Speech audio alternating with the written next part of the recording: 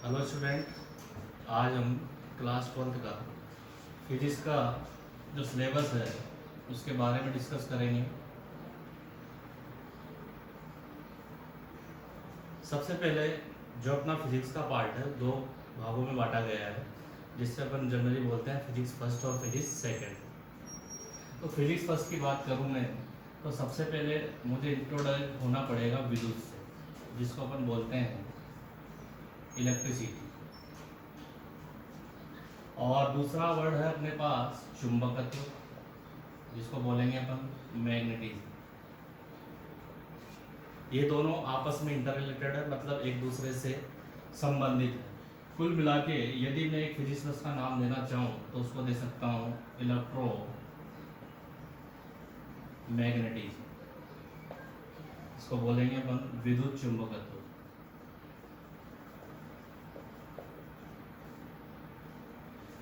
ठीक है स्टूडेंट, सबसे पहले इन सब का अपने पास की पॉइंट ढूंढना पड़ेगा कि ये सब प्रोड्यूस कहाँ से हो रहे हैं। तो सबसे पहले इनका की पॉइंट है आवेश, जिसको बोलते हैं अपन चार्ज। चार्ज अपन ने सबने सुन रखा है पिछली क्लासेज में, जैसे अपन विद्युत धारा की डेफिनेशन देते हैं। विद्युत धारा डेफिनेशन स्टूडेंट सभी लोग जानते होंगे कि आवेश प्रवाह की दर को अपन विद्युत धारा कहते हैं। देखिए स्टूडेंट, सबसे पहले इस वर्ड पे जोड़ दीजिए आवेश प्रवाह की दर। देखिए प्रवाह मतलब बहना, कौन बह रहा है? आवेश, जिसका अभी अभी डिस्कस किया अपन ने। इन सबका की पॉइंट क्या है? आवेश। आवेश प्रवाह की दर, तो बह कौन रहा है? आवेश। अब सबसे पहले अपन पता करें कि आवेश चीज कहाँ से है। सबसे पहले इसको किसने बताया कि आई कहाँ से, उत्पन्न कहाँ से हुई है और प्रोड्यूस कहाँ से होती है। तो सबसे पहले इसकी एक हिस्ट्री है जो कि अपने सिलेबस में दी हुई है। सबसे पहले वैज्ञानिक थेल्स थे, जो कि यूनानी दार्शनिक थे। इन्होंने बताया एक एम्बर नामक पदार्थ है, जिसको वो ये पीले कलर का पदार्थ होता है, येलो कलर का।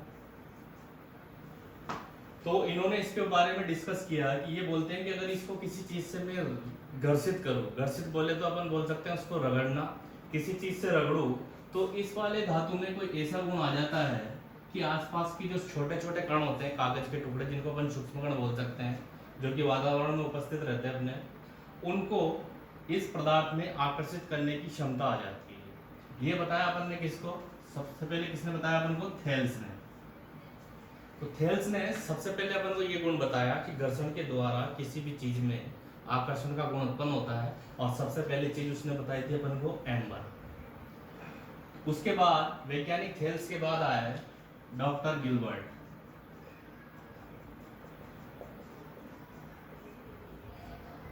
डॉक्टर गिलबर्ट ने बताया, थेल्स का प्रयोग देखने के बाद थेल्स ने बता दिया था कि वे एम्बर एक से व्यक्ति यदि उसको घर्षित करूं तो उनमें हल्के सूक्ष्म कणों को आकर्षित अट्रैक्शन करने की कैपेसिटी प्रोड्यूस हो जाती है। उसके बाद गिलबर्ट बोलते हैं कि केवल एम्बर ही ऐसा पदार्थ नहीं है, इसके अलावा बहुत सारे ऐसे पदार्थ हैं, जैसे प्लास्टिक ले लेते हैं अपन, गंधक, लाख आदि ऐसी वस्तुएं जिनको अगर घर्षित किया जाए तो उनमें भी आकर्षण करने का गुण उत्पन्न हो जाता है। देखिए स्टूडेंट, जनरली अपन देखते हैं कि जब अपन सुबह बालों को संवारते हैं तो कंघा यूज करते हैं, वो भी एक प्लास्टिक का होता है। तो अपन देखते हैं कि जब उसको रखते हैं अपन तो वो हल्के हल्के सूक्ष्म कणों को अपनी ओर आकर्षित करने लगता है। बालों में हमें लगता है कि जैसे कुछ चीज आकर्षित कर रही हो, तो उनमें कहाँ से उत्पन्न हो? बालों द्वारा घर्षण से उत्पन्न होता है वो गुण। किसके द्वारा उत्पन्न हो रहा है वो? घर्षण के द्वारा। तो ऐसे गिलबर्ट ने बताया कि गंधक, लाख और अभ्रक आदि ऐसे पदार्थ हैं जिनको यदि घर्षित किया जाए तो ये पदार्थ भी आकर्षण का गुण रखते हैं। ठीक है, दो वैज्ञानिकों ने अपनी बात रख दी। वैज्ञानिक थेल्स ने बताया कि एम्बर था, उसके बाद गिलबर्ट बोलते हैं कि एम्बर ही नहीं है, ऐसी कई चीजें ऐसे अपने पास है, गंधक, लाख और अभ्रक, जिनको मैं घर्षित करूं तो ये सब आकर्षण या अट्रैक्शन का प्रॉपर्टी सब रखती है। इन सब का जो कंक्लूजन निकालिया डॉक्टर ब्राउन ने,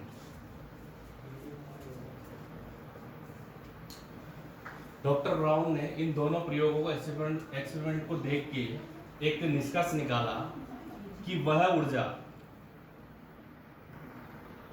देखिए स्टूडेंट, इन सबको में आप एक डायग्राम के माध्यम से अपन समझा सकते हैं कि सबसे पहले किसने बताया, उसके बाद किसने बताया और क्या बताया। तो सबसे पहले डॉक्टर गिलबर्ट थे, जिन्होंने किसके ऊपर एक्सपेरिमेंट किया, एम्बर नाम,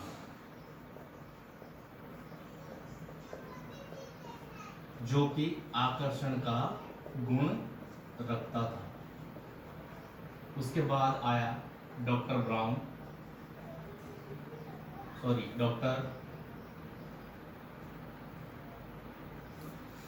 सबसे पहले आए थे अपने पास वैज्ञानिक थेल्स। उसके बाद आए थे अपने पास डॉक्टर गिलबर्ट। गिलबर्ट ने बताया कि एम्बर ऐसा पदार्थ है जो आकर्षण का, उसके अलावा अन्य भी ऐसे पदार्थ है जो कि जैसे अपन ले सकते हैं गंधक, लाख, प्लास्टिक का मैंने बताया कि अपन कंघा सब यूज करते हैं सुबह बालों में, तो अपन देखते हैं कि उनमें आकर्षण का गुण उत्पन्न हो जाता है। उसके बाद इन सबका कंक्लूजन निकाला डॉक्टर ब्राउन ने। उन्होंने एक डेफिनेशन दिया या इन सब चीजों को एक नाम दिया ऊर्जा, कि वह ऊर्जा जिसके कारण इन पदार्थों में हल्की वस्तुओं को आकर्षित करने का गुण उत्पन्न हो जाता है, उस ऊर्जा को नाम दिया उन्होंने विद्युत।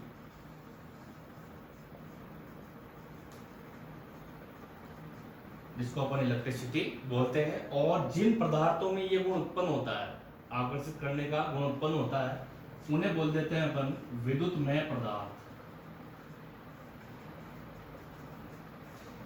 ठीक है, तो वह ऊर्जा जो इन पदार्थों में आकर्षण करने का गुण उत्पन्न करती है, उससे तो बोलेंगे अपन उस ऊर्जा को क्या नाम देंगे, विद्युत।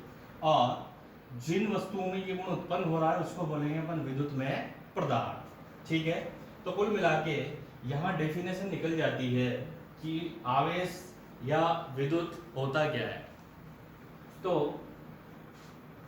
आवेश वह ऊर्जा है एक प्रकार की जिसके कारण आकर्षण का गुण उत्पन्न हो जाता है, या फिर अपन बोल सकते हैं कि उसके आसपास विद्युत या चुंबकीय प्रभाव उत्पन्न हो जाते हैं। किसी भी आवेश के पास चुंबकीय क्षेत्र अपन पढ़ चुके हैं पिछली क्लास में, दो प्रकार के क्षेत्र होते हैं, विद्युत क्षेत्र और चुंबकीय क्षेत्र। ये डिपेंड करते हैं आवेश की स्थिति पर कि आवेश या तो स्थिर है, मतलब एक जगह स्थित है, या फिर आवेश किसी नियत वेग से, जिसको बोल सकते हैं अपन कांस्टेंट वेलोसिटी, उससे गति कर रहा है। और एक प्रकार की गति होती है त्वरित गति, त्वरण आप जानते हो, पिछली क्लासेस में पढ़ चुके हैं आप। त्वरण किसे कहते हैं, वेग में परिवर्तन की दर को क्या बोलेंगे अपन, त्वरण। जैसे आप सब यूज करते हो, जैसे मोटरसाइकिल, बाइक वगैरह, तो अपन बोलते हैं कि एक्सीलेटर वो डिपेंड करता है एक्सीलरेशन पर। एक्सीलरेशन होता है त्वरण। तो अपन देखते हैं कि हमारी जो बाइक है वो एक स्पीड में नहीं चल पाती है, कई बार ब्रेकर आते हैं तो कम करना पड़ता है। तो ये क्या हो रहा है, उनकी स्पीड में कम ज़्यादा, मतलब वेग में परिवर्तन। तो वेग में परिवर्तन को क्या बोलते हैं अपन, त्वरण। तो देखिए स्टूडेंट्स, यहाँ तीन प्रकार की स्थितियां निकलती है आवेश की, जिनमें वो अलग अलग क्षेत्र उत्पन्न करेगा। देखिए आप नोट कर सकते हैं इनको। ये अपनी हिस्ट्री है कि आवेश कहाँ से पैदा हुआ। तो सबसे पहले घर्षण द्वारा मुझे पता लगा कि आवेश उत्पन्न होता है।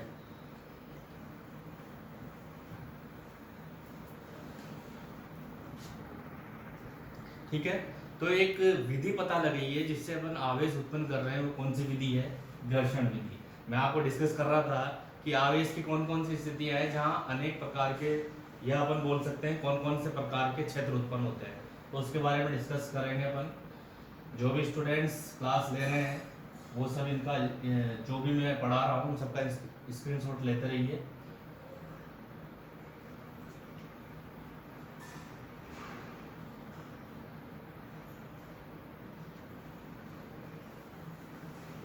अब डिस्कस करेंगे अपन आवेश की स्थिति पर। देखिए स्टूडेंट्स, जो अपना फिजिक्स फर्स्ट की बात करूं मैं, तो मैंने आपको पहले भी बताया था कि अपना की पॉइंट है वो है आवेश, जिसको अपन ने आज तक देखा नहीं है। इसको पढ़ेंगे पूरी फिजिक्स वस्तु में अपन। आवेश जिसको आज तक अपन ने देखा नहीं है, सिर्फ महसूस कर सकते हैं। देखिए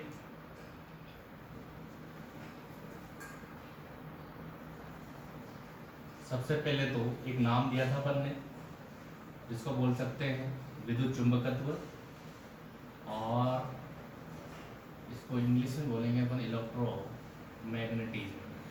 ठीक है, उसके बाद इसको अपन पार्ट में बांटेंगे। विद्युत चुंबकत्व देखिए नाम से लग रहा है विद्युत चुंबकत्व, दो प्रकार तो अपन को वैसे पता लगी, एक तो विद्युत, दूसरा है चुंबकत्व। तो पहला अपन बोल सकते हैं वैद्युतिकी, दूसरा बोल सकते हैं चुंबकत्व, और तीसरा बोल सकते हैं अपन विद्युत चुंबकीय तरंगे।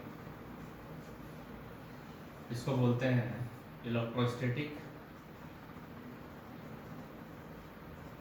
इसको मैग्नेटिज्म, और इसको इलेक्ट्रोमैग्नेटिज्म।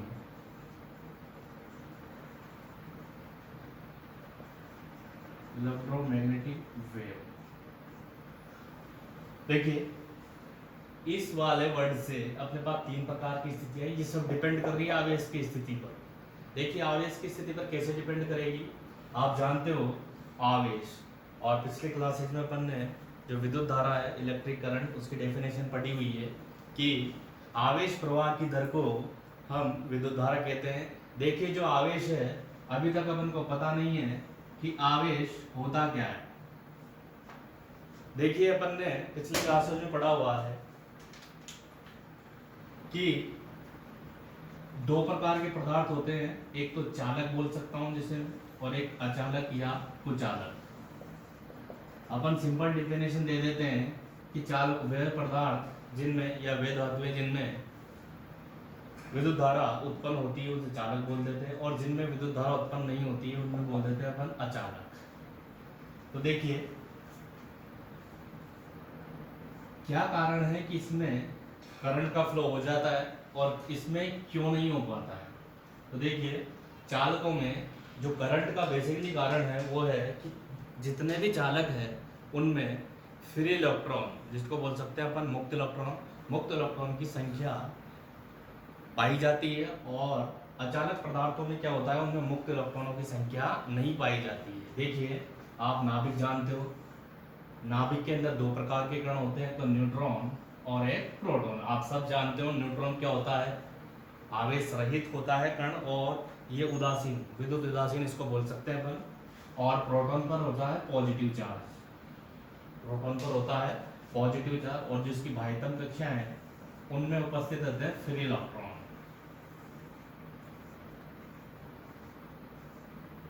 अब देखिए सबसे पहले तो अपन को ये पता होना चाहिए इलेक्ट्रॉन पर आवेश और प्रोटॉन पर आवेश का मान क्या होता है। आप सब लोगों को पता होगा स्टूडेंट्स कि परिमाण में 1.6 इंटू 10 की पावर -19 कूलम, और प्रोटॉन पर भी यही चार्ज रहता है 1.6 इंटू 10 की पावर -19 कूलम। केवल डिफरेंस क्या है प्रकृति का, एक इलेक्ट्रॉन नेगेटिव है और प्रोटॉन पॉजिटिव है, और जो आवेश का परिमाण है दोनों पर समान रहेगा। इसलिए क्या करेगा, एक पॉजिटिव और नेगेटिव, एक पॉजिटिव और नेगेटिव क्या करता है आपस में हमेशा आकर्षण पद्धति होती है उनमें। और दूसरा क्या होता है, सीधी सी डेफिनेशन दे सकते हैं अपन कि समान आवेश आपस में प्रतिकर्षित होते हैं और असमान आवेश आपस में आकर्षित होते हैं। तो अपने पास इलेक्ट्रॉन पर नेगेटिव है और प्रोटॉन पर पॉजिटिव है, तो क्या होंगे, अट्रैक्ट करेंगे एक दूसरे को। तो देखिए ये वाला प्रोटॉन उपस्थित रहते हैं अंदर नाभिक में, इस पे नेगेटिव और इस पे पॉजिटिव है, तो आपस में आकर्षण बंध से बंधे हुए रहेंगे। अब देख रहे हैं अपन ये इलेक्ट्रॉन पास में है और ये वाला इलेक्ट्रॉन दूर है, तो ये वाला जो इलेक्ट्रॉन है वो प्रबल नाभिकीय बल से बंधा हुआ रहता है, और ये वाला जो इलेक्ट्रॉन है वो दुर्बल नाभिकीय बल से बंधा हुआ है। इस वाले इलेक्ट्रॉन पर इस प्रोटॉन का कंट्रोल अधिक है, इस पर कम है, इसलिए अपन इसको क्या बोल सकते हैं कि ये दुर्बल नाभिकीय बल से बंधा हुआ। और जिन इलेक्ट्रॉनों पर नाभिक का कंट्रोल नहीं होता है, जिन इलेक्ट्रॉनों पर नाभिक का कंट्रोल नहीं होता है वो कहलाते हैं मुक्त इलेक्ट्रॉन, और जिन पे कंट्रोल होता है उनको बोलते हैं अपन बद्ध इलेक्ट्रॉन। बद्ध इलेक्ट्रॉन के कारण करंट का फ्लो नहीं होता है जब तक कि वो फ्री नहीं हो जाते। किसी भी विधि से फ्री कर सकते हैं अपन। जैसे एक और टाइप आता है, आगे पढ़ेंगे अपन फिजिक्स सेकंड में इलेक्ट्रॉनिक की, वहां आएगा अपने पास अर्धचालक। अर्धचालक में क्या होता है दोस्तों कि वहां बेसिकली वो नॉर्मल टेम्परेचर पे क्या रहते हैं कमरे के तार पर, कुचालक की तरह या चालक की तरह व्यवहार करते हैं, लेकिन किसी विधि द्वारा, घर्षण द्वारा, ताप उन्हें दिया जाता है तो वो धीरे धीरे इलेक्ट्रॉन उनके टूटने लगते हैं। और आप जानते हो इलेक्ट्रॉन टूटेंगे तो वो मुक्त होंगे, और मुक्त इलेक्ट्रॉन का कारण क्या होता है, करंट फ्लो होना। तो अपन याद है चालक और अचालक, इसमें करंट फ्लो क्यों हो रहा है, अब आप लोगों को पता लग गया होगा कि इसमें मुक्त इलेक्ट्रॉनों की संख्या पाई जाती है और इसमें मुक्त इलेक्ट्रॉनों की संख्या नहीं पाई जाती, इसमें पाई जाती, इसलिए इसमें करंट का फ्लो हो जाता है और इसमें करंट का फ्लो नहीं होता है। जनरली अचालक पदार्थ को अपन परावैद्युत पदार्थ भी कहते हैं। तो देखिए दोस्तों कि तीन तरह की सिचुएशन मैंने आपको बताई थी विद्युतिकी कि इसमें आवेश की क्या स्थिति रहेगी, स्थिर रहेगा या गतिमान रहेगा, गतिमान रहेगा तो किस त्वरण से रहेगा। मैग्नेटिज्म, इसमें आवेश की स्थिति क्या रहेगी, और इलेक्ट्रोमैग्नेटिक वेव, इसमें आवेश की स्थिति क्या रहेगी। तो मैं आपको बता दूं इनकी स्थिति क्या रहेगी और कौन कौन से क्षेत्र उत्पन्न होंगे।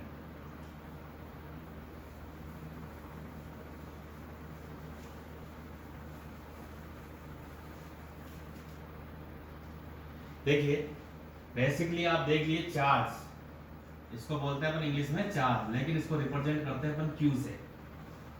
आवेश को रिप्रेजेंट किसमें करेंगे, इसका सिंबल क्या है, क्यू। और क्यू जैसे एक आवेश क्यू है और ये क्या है, स्थिर है। एक आवेश है वो क्या है, स्थिर है। तो देखिए दोस्तों स्थिर अवस्था में यदि आवेश है तो वहां केवल एक ही क्षेत्र उत्पन्न होता है, वो होता है विद्युत क्षेत्र। कौन सा होगा, विद्युत क्षेत्र। विद्युत क्षेत्र जिसको बोल सकते हैं अपन इलेक्ट्रिक फील्ड।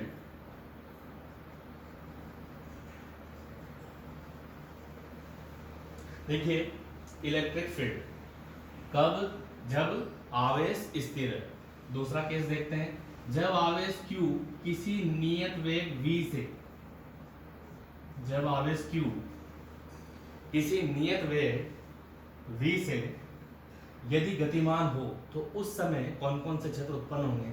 तो उस समय अपन बोल सकते हैं विद्युत क्षेत्र के साथ साथ चुंबकीय क्षेत्र भी उत्पन्न होंगे। इसको इलेक्ट्रिक फील्ड, इसको मैग्नेटिक फील्ड बोलते हैं, और इसको बी वेक्टर से प्रदर्शित करते हैं, इसको ई वेक्टर। देखिए इनके ऊपर वेक्टर लगा रहा हूं मैं, सदिश। इसका मतलब क्या है, ये एक सदिश राशियां हैं। सदिश राशियां किसे कहते हैं अपन पिछली क्लासेज में पढ़ चुके हैं अपन। ऐसी राशियां जिसमें परिमाण के साथ साथ दिशा का भी ज्ञान हो, उनको क्या बोलेंगे अपन, सदिश राशियां।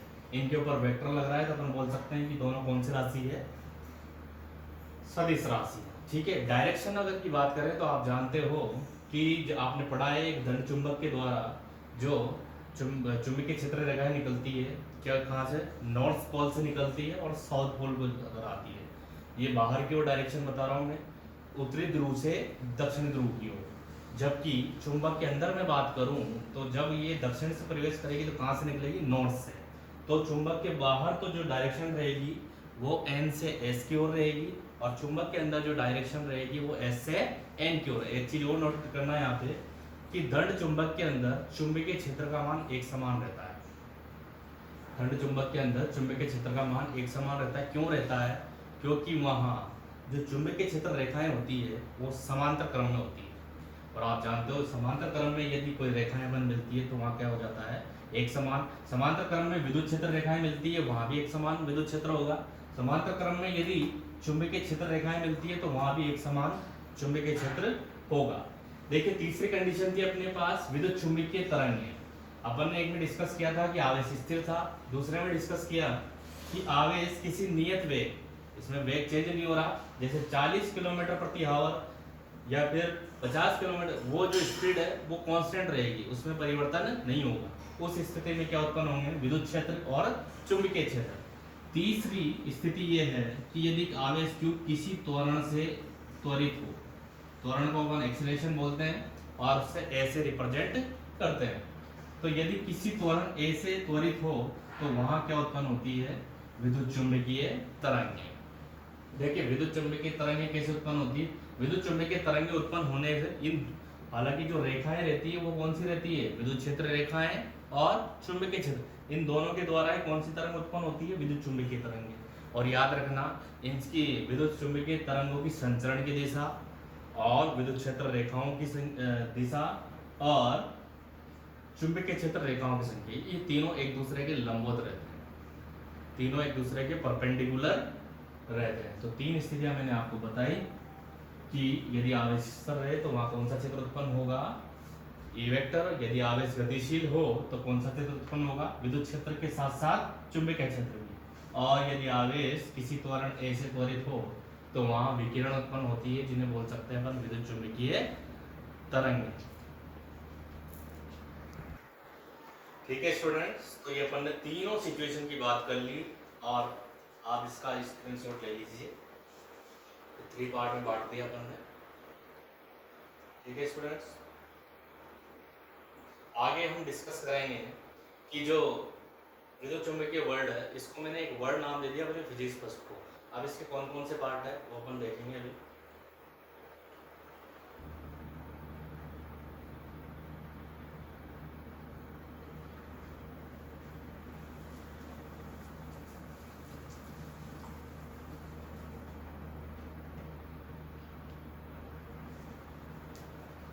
देखिए यदि यूनिट की बात करूं मैं,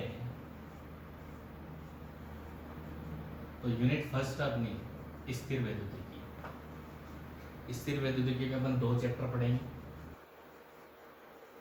चैप्टर नंबर 1 विद्युत क्षेत्र। ठीक है दोस्तों, इसमें जो आवेश रहेगा Q वो क्या मानेंगे अपन? स्थिर। नाम है अपना स्थिर वैद्युतिकी। स्थिर वैद्युतिकी उसे कहेंगे अपन, वह विज्ञान की वह शाखा जिसके अंदर स्थिर आवेश और उससे संबंधित गुणधर्मों का अध्ययन किया जाता है, उन्हें अपन क्या बोलेंगे?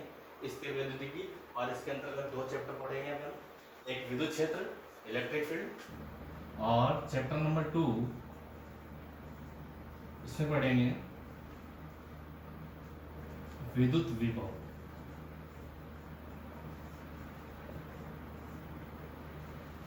दूसरा अपन ले सकते हैं गतिकी वैद्युतिकी।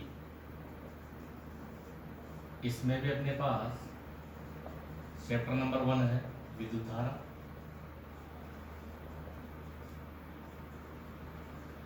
चैप्टर नंबर 2 है विद्युत। चैप्टर नंबर 3 और 4 विद्युत परिपथ।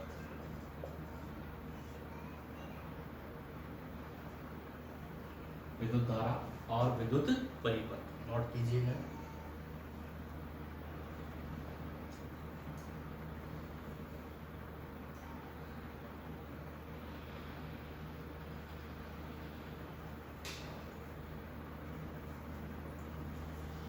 चैप्टर नंबर 3 और 4 और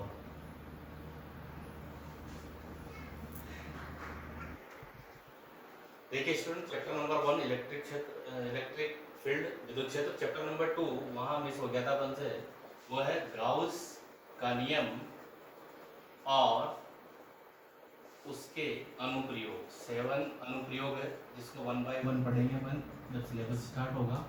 और चैप्टर नंबर 3 जो अपन ने पहले डिस्कस किया था विद्युत विभव। और चैप्टर नंबर 4 विद्युत धारिता। देखिए ये सब चीजें आपको लग रही होगी कहीं ना कहीं पढ़ी, लेकिन विद्युत धारा आपके लिए एक नया वर्ड है जो कि अपन डिस्कस करेंगे। धारिता क्या होती है जब स्टार्ट होगा। और ये जो यूनिट है वो दोनों मिला के सेकेंड आती है अपनी ये स्थिर वैद्युतिकी, इसमें अपन आवेश क्या रखते हैं, स्थिर। एक होता है धारा वैद्युतिकी, जिसके लिए नाम दिया था अपन ने गतिकी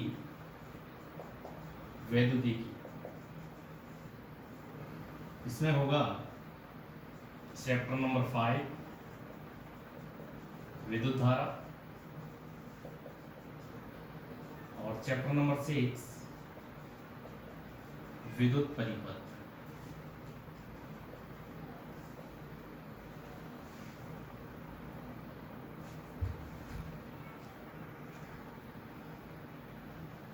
देखिए जो मास डिस्ट्रीब्यूशन है वो फर्स्ट यूनिट है अपनी 7, जिसमें 4 चैप्टर है, और दूसरी यूनिट है जो कि अपनी 5 मार्क्स की है। तो जो चारों चैप्टर है ये अपने 7 मार्क्स के, और दूसरी जो यूनिट है वो अपनी 5 मार्क्स की, जिसमें 2 चैप्टर आएंगे, विद्युत धारा और विद्युत परिपथ। ठीक है, लिख लीजिए या स्क्रीनशॉट ले लीजिए इनका, आगे डिस्कस करते हैं अपन चैप्टर नंबर 7 और यूनिट नंबर 3।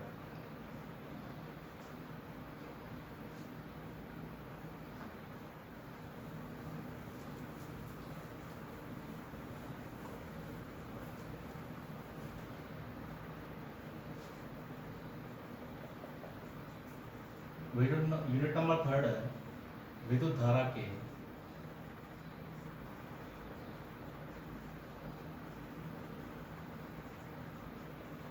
चुंबकीय प्रभाव, जो कि 5 नंबर्स का है, और यूनिट नंबर 4 है चुंबकत्व, चुंबक तथा चुंबकीय पदार्थों के गुण, जो कि 3 नंबर रहेगा। और यूनिट नंबर 5 है, इसमें चैप्टर नंबर दो मिलेंगे अपन को। चैप्टर नंबर ये हो गया अपना 7, ये हो गया 8,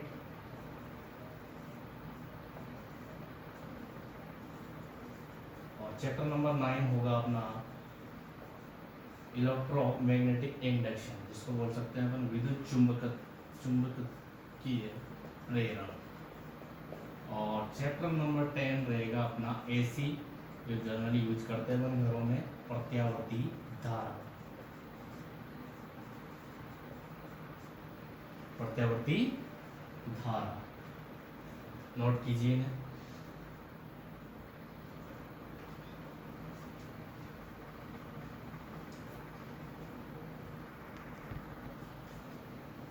और चैप्टर यूनिट नंबर 5 रहेगी अपनी 7 मार्क्स। देखिए ये अपना पूरा फिजिक्स फर्स्ट का पोर्शन है, जिसमें अपन ने डिस्कस किया। तो पहली यूनिट है स्थिर वैद्युतिकी, उसके अंदर 4 चैप्टर है। पहला है विद्युत क्षेत्र, जिसके बारे में डिस्कस करेंगे सबसे पहले अपन। उसके बाद आया गाउस का नियम और उसके अनुप्रयोग, 7 अनुप्रयोग, 1 बाय 1 इनको पढ़ेंगे अपन। तीसरा है विद्युत विभव, इसकी डेफिनेशन या कुछ थोड़ा बहुत इंट्रोडक्शन अपन क्लास 10 में पढ़ के आ चुके हैं। नेक्स्ट है विद्युत धारिता, ये नई चीज़ है अपने लिए, उसको अपन विस्तार से पढ़ेंगे। और चैप्टर नंबर यूनिट नंबर 2 में अपन पढ़ेंगे उसमें गतिक विद्युत धारा विद्युत, जिसमें आवेश गतिमान हो। उसके अंदर का 2 चैप्टर है अपने, विद्युत धारा और दूसरा है विद्युत परिपथ, इलेक्ट्रिक सर्किट। और यूनिट नंबर 3 है विद्युत धारा के चुंबकीय प्रभाव। देखिए अपन ने क्लास 10 में पढ़ा था एक प्रयोग, जिसमें से अपन ने एक बोर्ड लिया था कागज का, कार्डबोर्ड, उसके ऊपर अपन ने लोहे का बुरादा डाल दिया था, और उसमें से बीच में छेद करके एक वायर डाला था, तार चालक था, जिसमें अपन ने बैटरी और स्विच द्वारा उसमें विद्युत धारा प्रवाहित की। तो अपन देखते हैं कि जो लोहे का बुरादा था वो गोलाकार आकृति में एकत्रित हो गया था, जिन्हें बोल सकते हैं अपन सकेंद्रीय वृत्तों के रूप में। तो अपन कह सकते हैं एक चालक तार के कारण चुंबकीय क्षेत्र एक सकेंद्रीय वृत्तों के रूप में रहता है। तो वहाँ अपन उस चीज के बारे में पढ़ेंगे, उसमें क्या फ्लो हो रहा था तार में, धारा, और धारा के कारण क्या दिखा अपन को, चुंबकीय क्षेत्र। और कौन से प्रभाव दिखेंगे, चुंबकीय प्रभाव। देखिए 2 चीज पढ़ेंगे अपन यहाँ, एक तो चुंबकीय क्षेत्र और एक चुंबकीय बल। और यूनिट नंबर 4 पे अपने पास चुंबक तथा चुंबकीय पदार्थों से जो भी संबंधित गुण है। 3 प्रकार के पदार्थ होते हैं, अनुचुंबकीय, प्रतिचुंबकीय और लौह चुंबकीय। यूनिट नंबर 5 है इलेक्ट्रोमैग्नेटिक इंडक्शन। और लास्ट जो अपन सब जानते हैं अल्टरनेटिंग करंट, प्रत्यावर्ती धारा, जो अपने घरों में उपयोग ली जाती है। देखिए इंडिया में जो प्रत्यावर्ती एसी धारा आ रही है, इसके साथ आप जानते हो हमेशा एसी के साथ हमें फ्रीक्वेंसी बोलनी पड़ती है, और आवर्ती जिसे बोल सकते हैं। इंडिया में कितना है हमारे घरों में आने वाला वोल्टेज रूपांतर है 220 वोल्ट और 50 हर्ट्ज। 50 हर्ट्ज क्या है यहाँ पे? आवृत्ति। देखिए स्टूडेंट्स, ये अपने सिलेबस के बारे में चर्चा की है और जो मार्क्स डिस्ट्रीब्यूशन है उनके बारे में चर्चा की है। ये केवल मैं अभी फिजिक्स फर्स्ट की बात कर रहा हूँ, फिजिक्स सेकंड का अलग मटेरियल है, वो थोड़ा इनसे हट के रहेगा। यहाँ अपन पूरी की पॉइंट क्या है? आवेश। आवेश के गुण अपन पढ़ेंगे, उसकी स्थितियों के बारे में अपन ने डिस्कस किया अपन ने। नेक्स्ट अपन विद्युत क्षेत्र के बारे में या आवेश के बारे में भी और कुछ जानकारी लेंगे। इसका मात्रक क्या होगा, आवेश को कैसे कैसे उत्पन्न किया जा सकता है, आवेश के कारण विद्युत क्षेत्र क्यों कैसे उत्पन्न होता है, उसका डेरिवेशन क्या होता है, और आवेश एक सदिश राशि है, इसकी डायरेक्शन क्या होगी, ये सब अपन विस्तार से पढ़ेंगे चैप्टर नंबर 1 में। तो स्टूडेंट्स, जब तक इनको आप पढ़ते रहिए घर पे, नेक्स्ट वीडियो में अपन लेके आएंगे चैप्टर नंबर 1 इलेक्ट्रिक फील्ड, विद्युत क्षेत्र और आवेश के बारे में चर्चा करेंगे। थैंक यू, और घर पे रहें और सुरक्षित रहें।